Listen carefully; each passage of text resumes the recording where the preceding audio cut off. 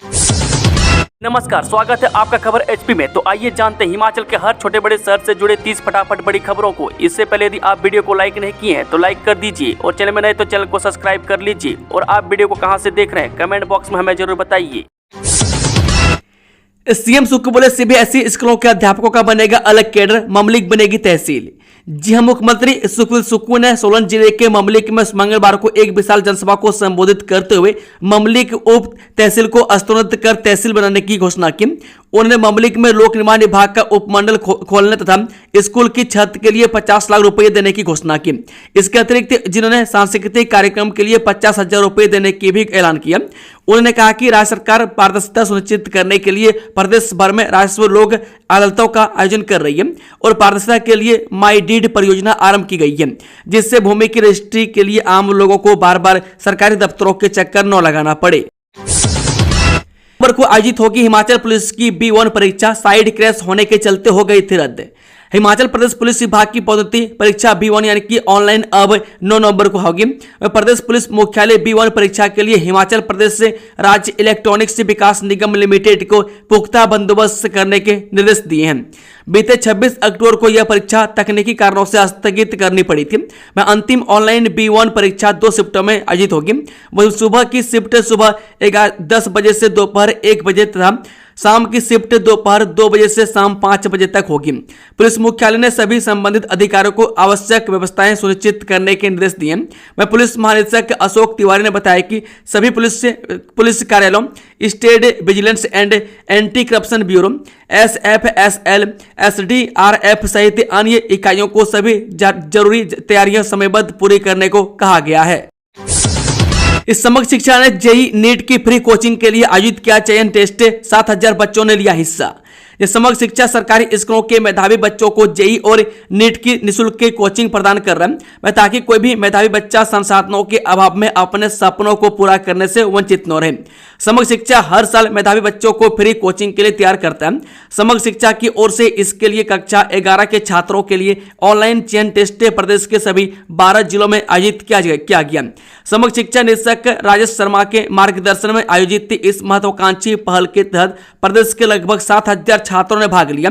इस टेस्ट में छात्रों को भौतिक प्रश्न पत्र और OMR सीट प्रदान की गई, जिनमें उन्होंने अपने उत्तर अंकित किए। सभी OMR सीटों को संबंधित स्कूलों से एकत्र कर डिजिटल रूप से स्कैन किया जाएगा, ताकि मूल्यांकन के सटीक और पारदर्शी तरीके से हो। इस टेस्ट में मेरिट में आने वाले छात्रों का चयन फ्री कोचिंग के लिए किया जाएगा। नवंबर-दिसंबर में होंगी स्नातकोत्तर बीटेक और BA LLB परीक्षाएं, डेट शीट जारी।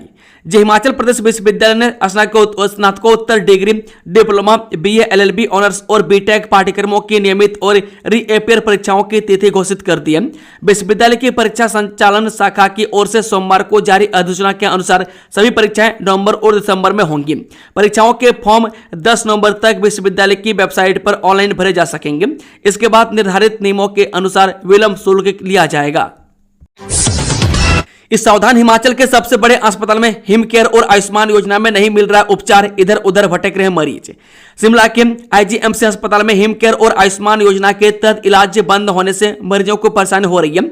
सरकार से अनुदान राशि न मिलने के कारण मरीजों को मुफ्त इलाज नहीं मिल पा रहा है, उन्हें अपनी जेब से पैसे खर्च करने पड़ रहे हैं। रिपन अस्पताल में भी यही हाल है। हिमाचल प्रदेश के सबसे बड़े अस्पताल IGMC में हिमकेयर और आयुष्मान कार्ड से मरीजों को इलाज नहीं मिल रहा है। ऐसे में मरीजों को अपनी जेब ढीली करनी पड़ रही है। अस्पताल में पिछले कुछ दिन से हिमकेयर व आयुष्मान योजना के तहत उपचार बंद है। आपदा प्रभावितों को 3 माह का वेतन देंगे जयराम, बाली चौकी में पीड़ितों के मिले सुक्खू पर निशाना तो वीरभद्र की तारीफ। जी हां, पूर्व मुख्यमंत्री जयराम ठाकुर ने हिमाचल में आपदा पीड़ितों को 3 महीने का वेतन देने की घोषणा की। मंडी के बाली चौकी में उन्होंने आपदा प्रभावित से मुलाकात की और राज्य सरकार की आलोचना की। जयराम ठाकुर ने पूर्व मुख्यमंत्री वीरभद्र सिंह के कार्यों की सराहना की और उन्हें याद किया। हिमाचल प्रदेश के पूर्व मुख्यमंत्री एवं नेता प्रतिपक्ष जयराम ठाकुर ने कहा कि प्रदेश की सत्तारूढ़ कांग्रेस में अब काम करने की इच्छा ही समाप्त हो चुकी है। बाली चौकी में आपदा पीड़ितों के बीच पहुंचे जयराम ठाकुर ने कहा कि संकट और दुख की घड़ी में जब जनता को सरकार से उम्मीद थी, तब मुख्यमंत्री सुखविंदर सिंह सुक्खू के नेतृत्व वाली सरकार जिम्मेदारी से भागती नजर आ रही है। मनाली की पहाड़ियों में ऑस्ट्रेलिया के पायलट का पैराग्लाइडर दुर्घटनाग्रस्त, 20 घंटे बाद किया रेस्क्यू। जब मनाली की ऊंची पहाड़ियों में फंसे एक 51 वर्षीय ऑस्ट्रेलियाई पैराग्लाइडर पायलट को 20 घंटे तक चले एक बेहद चुनौतीपूर्ण बचाव अभियान के बाद सफलतापूर्वक रेस्क्यू कर लिया गया। पायलट का पैराग्लाइडर उस वक्त क्षतिग्रस्त हो गया था जब वह 13,500 फुट की ऊंचाई पर पहाड़ को पार कर रहा था। फिलहाल पायलट मनाली के मिशन अस्पताल में भर्ती है और खतरे से बाहर बताया जा रहा है। हिमाचल में 31 पदों पर होगी बम्पर भर्ती, इस दिन होगा इंटरव्यू। जेमेसर्च वर्मा सन्स ज्वेलर्स चौक बाजार सोलन में 21 पदों, जेएम लेबोरेटरी सोलन के में हेल्प के 10 पदों पर भर्ती के लिए कैंपस इंटरव्यू 1 नवंबर 2025 को जिला रोजगार कार्यालय सोलन में आयोजित किए जाएंगे। यह जानकारी जिला रोजगार अधिकारी जगदीश कुमार ने दी। जगदीश कुमार ने कहा कि उक्त पदों के लिए शैक्षणिक योग्यता 10वीं 12वीं, ग्रेजुएट, पोस्ट ग्रेजुएट तथा आयु 21 से 35 वर्ष के मध्य होनी चाहिए। उन्होंने कहा कि सिक्योरिटी गार्ड के पद के लिए शस्त्र लाइसेंस होना चाहिए। उन्होंने कहा कि इन पदों की विस्तृत जानकारी आवेदक विभागीय पोर्टल eem.ies. में प्राप्त कर सकते हैं। अब ऑनलाइन मिलेगा जन्म मृत्यु प्रमाण पत्र। जब प्रदेश में अब लोगों को जन्म मृत्यु प्रमाण पंजीयन प्रमाण पत्र के लिए अस्पताल या सरकारी कार्यालय के चक्कर नहीं काटने पड़ेंगे। केंद्र सरकार द्वारा सिविल रजिस्ट्रेशन ऑनलाइन पोर्टल की सुविधा शुरू कर दी गई है और लोग इस पोर्टल में अब जन्म एवं मृत्यु प्रमाण पत्र घर बैठे पा सकेंगे। इसे लेकर जिला मुख्यालय स्थित क्षेत्रीय अस्पताल में निजी और सरकारी अस्पतालों में कार्यरत कर्मचारियों को प्रशिक्षण दिया गया। प्रशिक्षण आशीष चंदेल ने बताया कि सिविल रजिस्ट्रेशन ऑनलाइन पोर्टल के माध्यम से घर बैठकर व्यक्ति इसमें पंजीकरण कर सकते हैं और जन्म मृत्यु से संबंधित प्रमाण पत्र भी हासिल कर सकते हैं। देवभूमि में घर घर लक्ष्मी, प्रति व्यक्ति आय में हिमाचल देश से आगे, सोलन सबसे अमीर, शिमला 5वें नंबर पर। ये छोटा पहाड़ी राज्य हिमाचल प्रदेश से लंबे अरसे से प्रति व्यक्ति आय के मोर्चे पर देश भर में उल्लेखनीय स्थान पर है। हिमाचल की प्रति व्यक्ति आय देश से भी अधिक है। वर्ष 2024-25 में हिमाचल की प्रति व्यक्ति आय 2,57,512 रुपये दर्ज की गई। यह पिछले वित्त वर्ष के मुकाबले 9.6% अधिक है। वहीं देश की प्रति व्यक्ति आय यानी कि PCI यानी पर कैपिटा इनकम 2,34,859 रुपये है। हिमाचल की प्रति व्यक्ति आय का यह उल्लेखनीय आंकड़ा बागवानी, निर्माण यानी कंस्ट्रक्शन, सर्विस सेक्टर जैसे पर्यटन आदि के कारण है। हिमाचल में भी सोलन जिला की प्रति व्यक्ति आय के हिसाब से राज्य में टॉप पर है। इसका कारण उद्योग के साथ साथ टमाटर व मशरूम उत्पादन भी है। शिमला जिला का स्थान 5वां है। वहीं कांगड़ा जिला प्रति व्यक्ति आय के हिसाब से अंतिम पायदान पर है। इसका एक कारण कांगड़ा ही आबादी भी है। इस सरकारी स्कूल की शिक्षक बनी शैतान, कांटेदार झाड़ी से की बच्चे की पिटाई। जी, हिमाचल प्रदेश के शिमला जिले के रोहड़ू में एक हैरान कर देने वाला मामला सामने आया। रोहड़ू में सरकारी स्कूल एक टीचर द्वारा स्टूडेंट को कांटेदार झाड़ी से मारने का मामला सामने आया। छात्र को कांटेदार झाड़ी से बेरहमी से पीटने का वीडियो सोशल मीडिया पर वायरल होने पर शिक्षा विभाग ने शिक्षक को सस्पेंड कर दिया है। वीडियो में टीचर बच्चे को नंगा करके कांटेदार झाड़ी से मारते हुए दिखाई दे रही है, जबकि बच्चा लगातार रोते हुए और न मारने की गुहार लगाता नजर आ रहा है। पूरा मामला रोहड़ू ब्लॉक के प्राइमरी स्कूल गवाना का है। स्कूल हेड टीचर यानी कि रीना राठौर बच्चे को नंगा करके झाड़ी से मार रही है। वह कांटेदार झाड़ी से पिटाई पर बच्चा सिसक कर रो रहा है, लेकिन टीचर लगातार बच्चे की पिटाई कर रही है। उस वक्त वहां पर मौजूद किसी व्यक्ति ने वीडियो बनाकर वायरल कर दिया। क्या हिमाचल में धारा 118 में होने जा रहा बदलाव? जयराम ठाकुर के आरोपों पर मंत्री जगत सिंह नेगी ने कही ये बात। क्या हिमाचल प्रदेश में सुक्खू सरकार धारा 118 में बदलाव करने जा रही है? यह सवाल इसलिए क्योंकि नेता प्रतिपक्ष जयराम ठाकुर ने प्रदेश सरकार पर धारा 118 में बदलाव करके हिमाचल को बेचने का आरोप लगाया है। वहीं अब नेता प्रतिपक्ष जयराम ठाकुर के आरोपों पर कैबिनेट मंत्री जगत सिंह नेगी ने पलटवार किया और पूर्व सीएम पर जमकर प्रहार किया। पूर्व सीएम जयराम ठाकुर के आरोपों पर मंत्री जगत सिंह नेगी ने पलटवार करते हुए कहा, जहां तक जयराम ठाकुर धारा 118 के साथ छेड़छाड़ के आरोप लगा रहे हैं वह गलत है। इस तरह का कोई भी प्रस्ताव सरकार नहीं ला रही है। यदि धारा 118 में संशोधन करना है तो विधानसभा में इसको लेकर प्रस्ताव लाना पड़ता है, तब जाकर उसमें संशोधन होता है। प्रदेश सरकार ने केवल धार्मिक संस्थाओं को धारा 118 में छूट देने की विधानसभा में मंजूरी दी थी और जब यह प्रस्ताव पारित किया गया तो उस समय ना तो भाजपा के नेताओं ने और न ही नेता प्रतिपक्ष जयराम ठाकुर ने इसका कोई विरोध किया था। वहीं अब लोगों को गुमराह करने के लिए जयराम ठाकुर इस तरह के बयान दे रहे हैं। खाई में गिरी टैक्सी, महिला समेत 2 की मौत, बंजाल के समीप हुआ दर्दनाक हादसा। यह तेलका सलोनी मार्ग पर मंगलवार सुबह बंजाल के पास एक टैक्सी गहरी खाई में जा गिरी। हादसे में महिला समेत 2 लोगों की मौके पर ही मौत हो गई, जबकि 2 छोटे बच्चे गंभीर रूप से घायल हो गए। मृतकों की पहचान टैक्सी चालक विशाल पुत्र चमारू राम निवासी बंजाल सलोनी और निशा देवी उम्र 27 वर्ष पत्नी अमर सिंह निवासी खलोड़ी के रूप में हुई है। दोनों का पोस्टमार्टम कर सब परिजनों को सौंप दिया है। साउथ एशियन एथलेटिक्स गेम से हिमाचल की बल्ले बल्ले, मनीषा को सोना, सीमा की चांदी। रांची में साउथ एशियन एथलेटिक्स गेम में हिमाचल के एथलीटों ने 3 पदक जीतकर देश का नाम चमकाया। सोलन के नालागढ़ के डांग उपरली गांव के संदीप सिंह ने 200 मीटर दौड़ में गोल्ड, हमीरपुर के उदयपुर गांव से संबंध रखने वाले ट्रक ड्राइवर की बेटी मनीषा कुमारी ने 400 गुना 4 मीटर रिले दौड़ में स्वर्ण जीता है। वह चंबा की सीमा ने रजत पदक जीता। संदीप सिंह 22 पंजाब रेजिमेंट में हवलदार के पद पर वर्तमान में जम्मू में तैनात है। वह संदीप सिंह ने 21 मिनट 23 सेकंड का समय निकाला। संदीप ने बताया कि वह पढ़ाई में सम्मानित थे, इसलिए वह खेल में बेहतर प्रदर्शन करने का प्रयास करते रहे। इसी का ही नतीजा है कि वह आज इंडिया के लिए गोल्ड जीत पाए हैं। महिला कबड्डी विश्व कप में भारतीय टीम का हिस्सा हो सकती है सूबे की 7 बेटियां। जब बांग्लादेश के ढाका में होने वाले महिला कबड्डी विश्व कप में भारतीय टीम में सूबे की 7 बेटियां हिस्सा ले सकती हैं। इन्हें फाइनल कोचिंग कैंप के लिए बुलाया गया। पूरे देश से कुल 25 खिलाड़ियों का बुलाया गया। यहीं से फाइनल टीम सिलेक्ट होगी। उम्मीद जताई जा रही कि सभी बेटियां टीम का हिस्सा हो सकती है। हालांकि यह टीम घोषणा के बाद ही यह तय हो पाएगा। इतना साफ है कि टीम में 5 से 6 खिलाड़ियों का चयन निश्चित है। यह सभी खिलाड़ी गुजरात के गांधीनगर में शिविर में भाग लेंगे। 12 नवंबर को टीम का चयन होगा। इसके बाद टीम बांग्लादेश के लिए रवाना होगी। वह टीम ढाका में 15 से 25 नवंबर को होने वाले महिला कबड्डी विश्व कप में हिस्सा लेगी। देश के विभिन्न राज्यों से भारतीय टीम में चयन के लिए होने वाली फाइनल कोचिंग शिविर में 25 महिला कबड्डी खिलाड़ियों को बुलाया गया।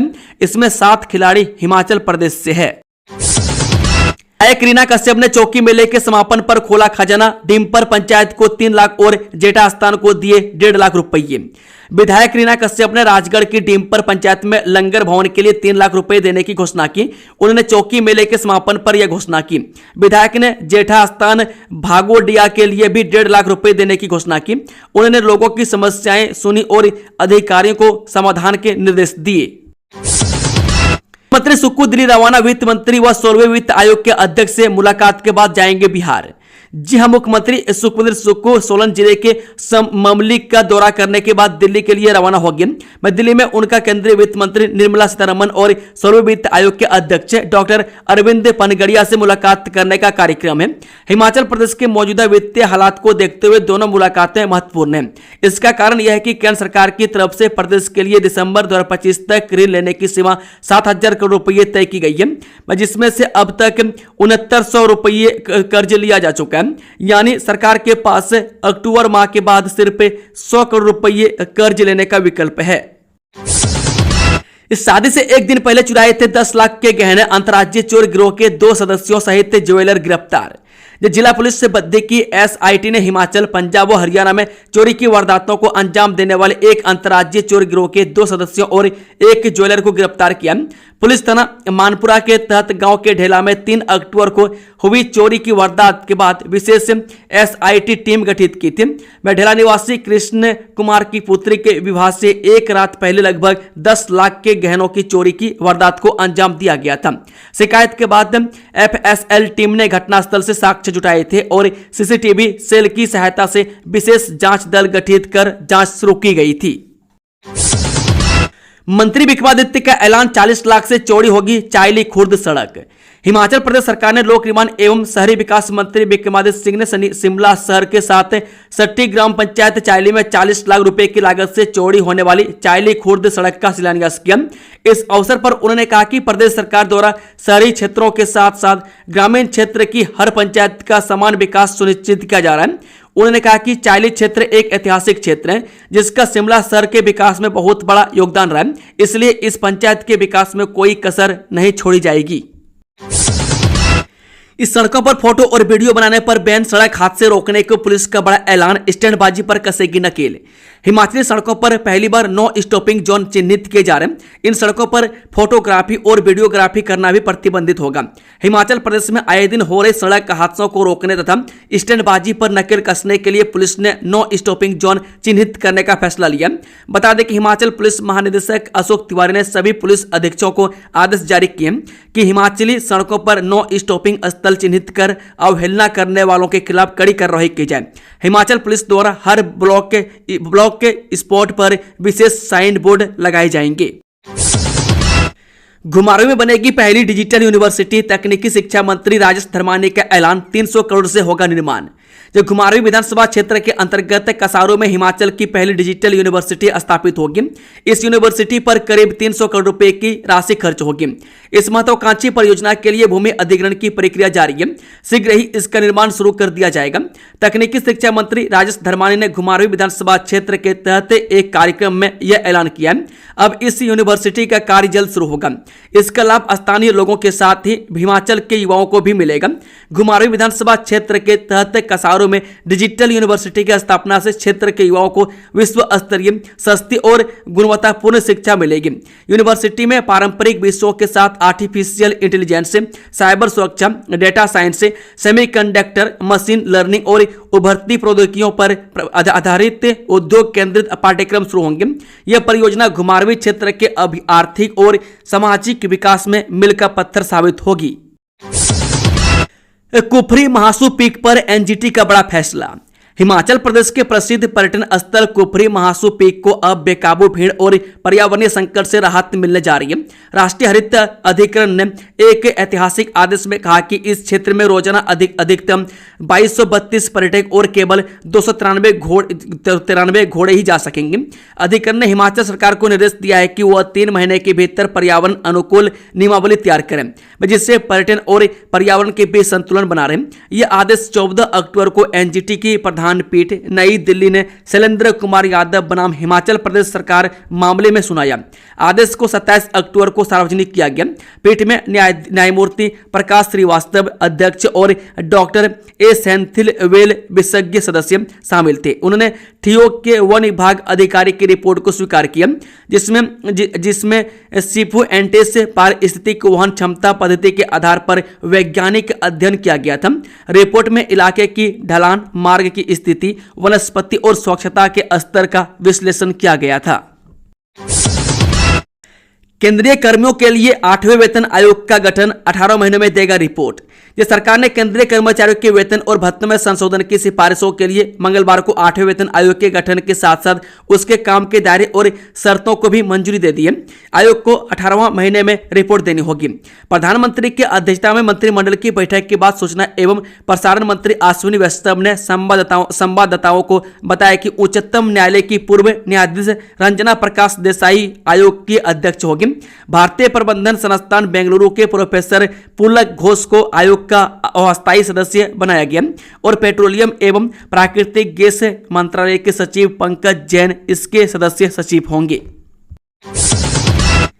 बीएसएफ में खिलाड़ियों को मौका, 10वीं पास युवाओं के लिए जीडी कांस्टेबल को 391 पदों पर निकली भर्ती। जब फौज की नौकरी करना चाहते हैं तो आपके लिए नई भर्ती निकली है। बॉर्डर सिक्योरिटी फोर्स यानी कि बीएसएफ की ओर से जीडी कांस्टेबल के पदों पर भर्ती निकाली गई है। यह भर्ती स्पोर्ट्स कोटे के तहत निकली गई है। इच्छुक और योग्य उम्मीदवार बीएसएफ की आधिकारिक रिक्रूटमेंट वेबसाइट के माध्यम से ऑनलाइन आवेदन कर सकते हैं। इन पदों के लिए आवेदन करने की अंतिम तिथि 4 नवंबर है। यह भर्ती महिला और पुरुष दोनों अभ्यर्थियों के लिए निकाली गई है। इस भर्ती के माध्यम से बीएसएफ में कुल 391 ग्रुप सी कांस्टेबल के पदों को भरा जाएगा, जिसमें 197 पद पुरुष अभ्यर्थियों के लिए आरक्षित है और 194 पद महिला अभ्यर्थियों के लिए आरक्षित है। 61 ग्राम चिट्टे के साथ हरियाणा का युवक काबू, बस में सवार था आरोपी। कुल्लू पुलिस ने नशे के खिलाफ चलाए अपने अभियान में एक और बड़ी सफलता हासिल की है।